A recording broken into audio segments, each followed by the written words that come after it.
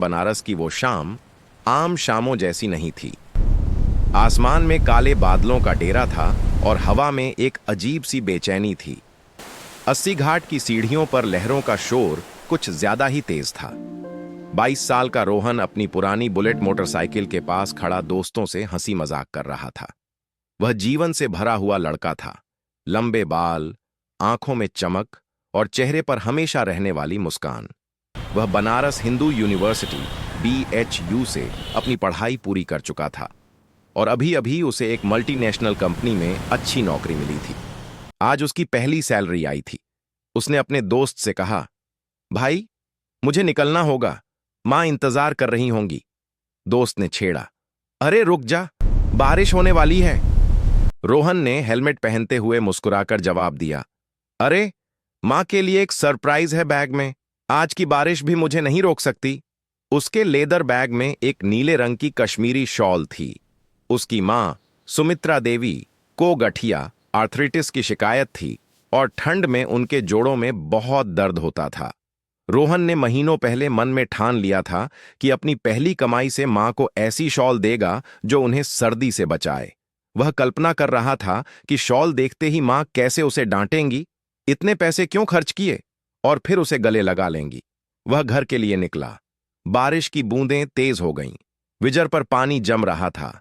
Lanka gate पार करते समय रात के 9 बज चुके थे।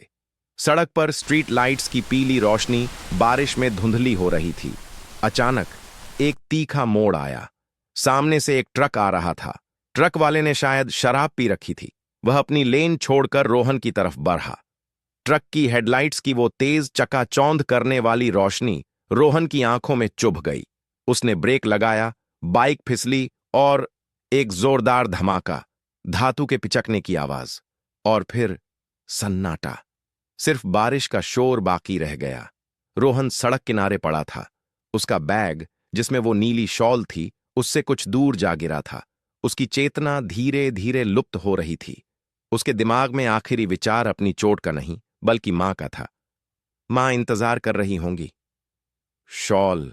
सुमित्रा देवी घर के दरवाजे पर बार बार आ रही थीं। पति रमेश बाबू आराम कुर्सी पर बैठे समाचार पत्र पढ़ रहे थे, पर उनका ध्यान भी घड़ी की सुइयों पर था। अजी सुनिए, फोन लगाइए ना उसे, इतनी देर कभी नहीं करता, सुमित्रा ने घबराहट में कहा। तभी लैंडलाइन फोन की घंटी बजी। वह आवाज किसी अपशगुन जैसी थी। रमेश बाबू ने फोन उठाया। उनकी बातें बहुत संक्षिप्त थीं। जी, जी, कहाँ, हम अभी आते हैं।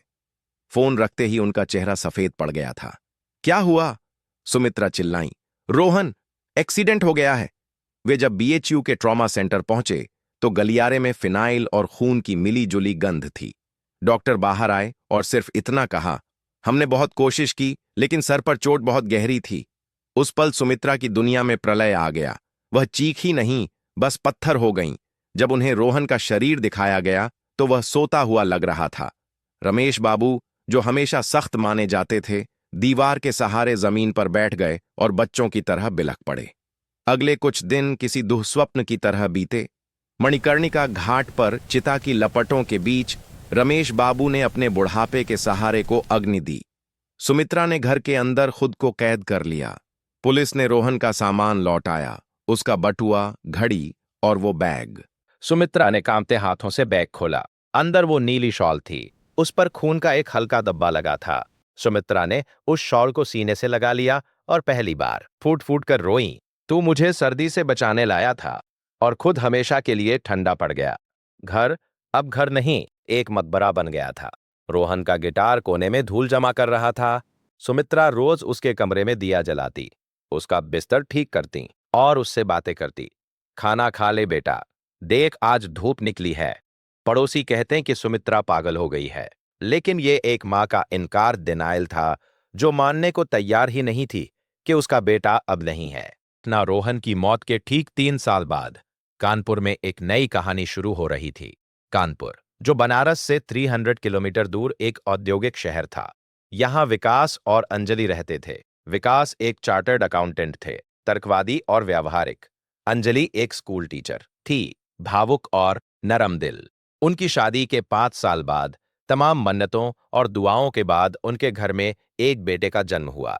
जिस रात बच्चे का जन्म हुआ, बाहर मूसलाधार बारिश हो रही थी, बिल्कुल वैसी ही बारिश जैसी रोहन की मौत वाली रात बनारस में हो रही थी। जैसे ही बच्चे ने पहली किलकारी भरी, बिजली कड़की। बच्चे का रोना सुनकर अंजलि की आंखों में आंसू आ गए। उन्होंने उसका नाम रखा कबीर। अजीबोगरीब बचपन, शुरुआत में सब कुछ सामान्य था। कबीर एक सुंदर और स्वस्थ बच्चा, लेकिन जैसे जैसे वो घुटनों के बल चलने लगा, अंजलि को कुछ अजीब बातें महसूस होने लगी। कबीर जब भी टीवी पर किसी ट्रक या बस की तेज आवाज सुनता, वो बुरी तरह सहम जाता। सामान्य बच्चे डरते हैं, लेकिन कबीर का डर अलग था। वो कांपने लगता, पसीने से तर हो जाता और अपनी सांस रोक लेता, जैसे उसे कोई पुराना आघात, ट्रॉमा याद आ गया हो। जब वो 2 साल का हुआ तो उसे बारिश से नफरत सी हो गई। बारिश की आवाज सुनते ही वो घर के सबसे अंधेरे कोने में जाकर छिप जाता और अपने कान बंद कर लेता। विकास कहते, अरे बच्चे डरते हैं तूफान से, इसमें नई बात क्या है? लेकिन अंजलि का मातृ हृदय कहता था कि ये डर साधारण नहीं है। कबीर के 3 साल का होते होते उसकी हरकतें और पुख्ता होने लगी। वो अपनी उम्र के बच्चों के साथ नहीं खेलता था। वो अक्सर खिड़की के पास बैठकर घंटों बाहर देखता रहता, जैसे किसी का इंतजार कर रहा हो। उसके बैठने का तरीका किसी बच्चे जैसा नहीं, बल्कि एक थके हुए आदमी जैसा था। एक पैर पर दूसरा पैर चढ़ाकर। एक दोपहर की बात है, सर्दियों की शुरुआत थी। अंजलि रसोई में सूजी का हलवा बना रही थी। घी और भुनी हुई सूजी की महक पूरे घर में फैली थी। कबीर, जो अब तक बहुत कम बोलता था, रसोई के दरवाजे पर आकर खड़ा हो गया। उसका कद बमुश्किल इतना था कि वो स्लैब देख सके। उसने अपनी तोतली लेकिन स्पष्ट आवाज में कहा, माँ, इसमें किशमिश मत डालना, मुझे अच्छी नहीं लगती, और इलायची ज्यादा डालना। अंजलि ने मुस्कुराते हुए पीछे मुड़कर देखा। बेटा, तुमने तो आज तक हलवा खाया ही नहीं, तुम्हें कैसे पता कि तुम्हें किशमिश पसंद नहीं? कबीर ने अंजलि की आंखों में सीधे देखते हुए कहा, मुझे पता है, मेरी बड़ी माँ हमेशा इलायची डालती थी। वो जानती थी मुझे क्या पसंद है। अंजलि के हाथ से चम्मच छूट गया। बड़ी माँ, ये कौन है कबीर, तुम्हारी नानी या दादी? कबीर ने खींचते हुए अपने माथे पर हाथ मारा, बिल्कुल वैसे ही जैसे कोई वयस्क झुंझलाहट में करता है। उफ, बड़ी माँ, जो बनारस में रहती है, गंगा किनारे, जिनके घुटनों में दर्द रहता है। अंजलि सन्न रह गई। बनारस, घुटनों का दर्द। उन्होंने कभी कबीर के सामने इन चीजों का जिक्र नहीं किया था। उनके परिवार का बनारस से कोई लेना देना नहीं था। स्मृतियों का सैलाब। उस रात के बाद कबीर का व्यवहार तेजी से बदलने लगा। वह रात को नींद में बड़बड़ाने लगा। लाल लाइट, ब्रेक नहीं लग रहा, माँ। अंजलि रात रात भर जागकर उसे सहलाती। एक शाम विकास ऑफिस से आए। कबीर ड्राइंग रूम में फर्श पर बैठा था और एक मैगजीन के पन्ने पलट रहा था। मैगजीन में गिटार की एक तस्वीर थी। कबीर ने विकास को देखा और पूछा, पापा, मेरा गिटार कब लाओगे, वो लाल वाला? विकास ने जूता उतारते हुए कहा, बेटा, गिटार तो नहीं है, तुम्हें खिलौने वाला पियानो दिला दूं। कबीर का चेहरा गुस्से से लाल हो गया। उसने मैगजीन फेंक दी। मुझे खिलौना नहीं चाहिए, मुझे मेरा असली गिटार चाहिए। मैंने उसे अलमारी के पीछे रखा था। सुमित्रा माँ को बोलो, वो दे देंगी। सुमित्रा, यह नाम उसने इतनी स्पष्टता से लिया था कि विकास भी रुक गए। सुमित्रा कौन है कबीर? विकास ने घुटनों के बल बैठकर पूछा। कबीर की आंखों में एक अजीब सा सूनापन आ गया। वह रोने लगा, पर बच्चों की तरह नहीं, बल्कि सिसक सिसक कर, जैसे कोई गहरा दर्द दबा रहा हो। वो मेरी माँ है, वो रो रही है। मैंने उनको शॉल नहीं दी, वो नीली शॉल भीग गई थी। पापा, मुझे उनके पास ले चलो, वो मेरा इंतजार कर रही है। विकास और अंजलि ने एक दूसरे को देखा। कमरे में एक डरावनी खामोशी थी। उनका 3 साल का बेटा ऐसी बातें कर रहा था जो उसे पता ही नहीं होनी चाहिए थी। नीली शॉल, भीगना, सुमित्रा, बनारस, ये सब कोरी कल्पना नहीं हो सकती थी। अंजलि ने डरते हुए कहा, विकास, कहीं ये पुनर्जन्म? विकास ने बात काट दी। बकवास मत करो अंजलि, यह सब टीवी सीरियल्स का असर है। लेकिन उस रात विकास को भी नींद नहीं आई। वह कबीर को देखते रहे। बच्चा नींद में भी अपने हाथ ऐसे चला रहा था जैसे बाइक का हैंडल पकड़ा हो। कबीर का दर्द दिन ब दिन बढ़ता जा रहा था। वह खाना कम कर रहा था, उदास रहता था और बस एक ही रट लगाता था, बनारस ले चलो, बड़ी माँ के पास जाना है। उसके इस आग्रह में एक ऐसी तड़प थी जिसने आखिरकार विकास के तर्कवादी दिमाग को भी हरा दिया। अपने बेटे की जान बचाने के लिए उन्हें उस सच का सामना करना ही था जो विज्ञान से परे था। विकास ने ऑफिस से छुट्टी ले ली थी। अंजलि ने यात्रा के लिए सामान बांधा, लेकिन उसका दिल जोर जोर से धड़क रहा था। क्या वे पागलपन कर रहे थे? एक 3 साल के बच्चे की बातों में आकर कानपुर से बनारस जाना। लेकिन जब उसने कबीर की आंखों में वो अजीब सी शांति देखी जो यात्रा की खबर सुनते ही आ गई थी, तो उसे लगा कि यह पागलपन ही सही जरूरी है। सकर खामोशी में कटा। जैसे जैसे कार बनारस वाराणसी के करीब पहुंच रही थी, कबीर का व्यवहार बदलने लगा। वह अब कार की पिछली सीट पर सुस्त नहीं बैठा था। वह खिड़की से चिपक गया था। उसकी आंखों में एक पहचान की चमक थी। जैसे ही उन्होंने गंगा का पुल पार किया, कबीर अचानक चिल्लाया, वो देखो, मेरा कॉलेज, बीएचयू। विकास के रोंगटे खड़े हो गए। उन्होंने कभी कबीर को बीएचयू की तस्वीरें नहीं दिखाई थी। शहर के अंदर घुसते ही कबीर ने एक गाइड की भूमिका ले ली। पापा, यहां से बाएं, लेफ्ट लो, लंका गेट की तरफ। विकास के हाथ स्टीयरिंग व्हील पर कांप रहे थे। ये बच्चा रास्तों को ऐसे बता रहा था जैसे वो यहीं पला बढ़ा हो। गलियां संकरी होती गईं। 80 घाट के पास की एक पुरानी कॉलोनी में आकर कबीर ने कहा, बस यहीं रोक दो। वो रहा घर। सामने एक पुराना 2 मंजिला मकान था। दीवारों का पेंट उखड़ चुका था और लोहे के गेट पर जंग लगा था। घर के बाहर एक उदासी पसरी थी, जैसे सालों से वहां कोई उत्सव ना हुआ हो। गेट पर लगी नेम प्लेट धूल से ढकी थी, जिस पर लिखा था रमेश बाबू।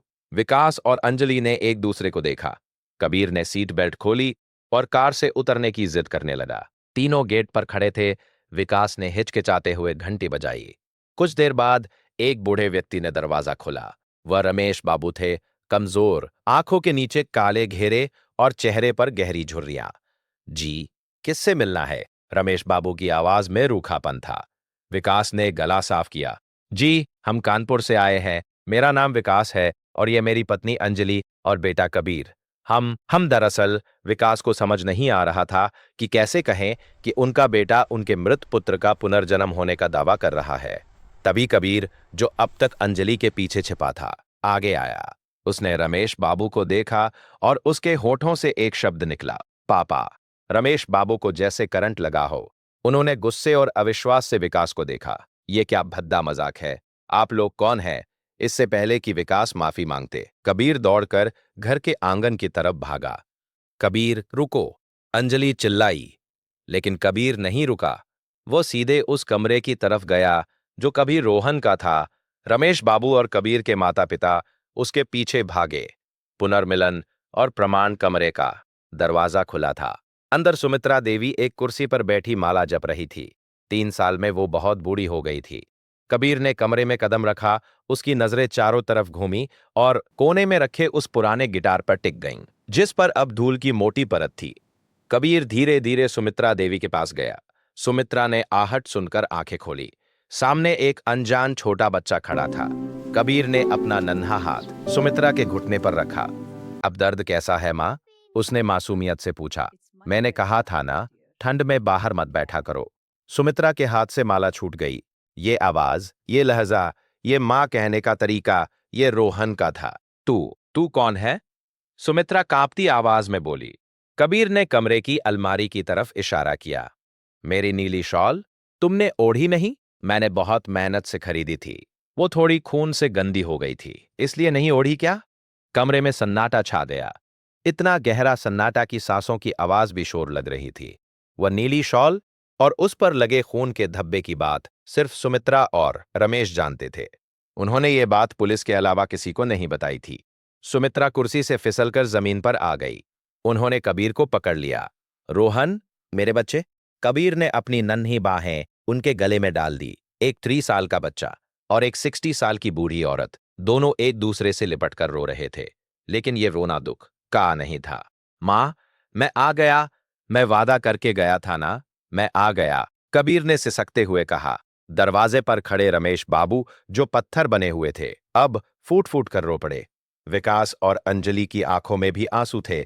विज्ञान, तर्क और दुनियादारी के सारे नियम उस कमरे की दहलीज के बाहर दम तोड़ चुके थे। कबीर, रोहन ने अपनी मां के आंसू पोंछे और कहा, मां, अब रोना बंद करो। और हाँ, हलवे में किशमिश मत डाला करो, मुझे अभी भी अच्छी नहीं लगती। सुमित्रा हंस पड़ी। आंसुओं के बीच एक खिलखिलाती हुई हंसी। 3 साल बाद उस उजड़े हुए आंगन में फिर से जीवन लौट आया था। वह काली रात अब एक नई सुबह में बदल चुकी थी।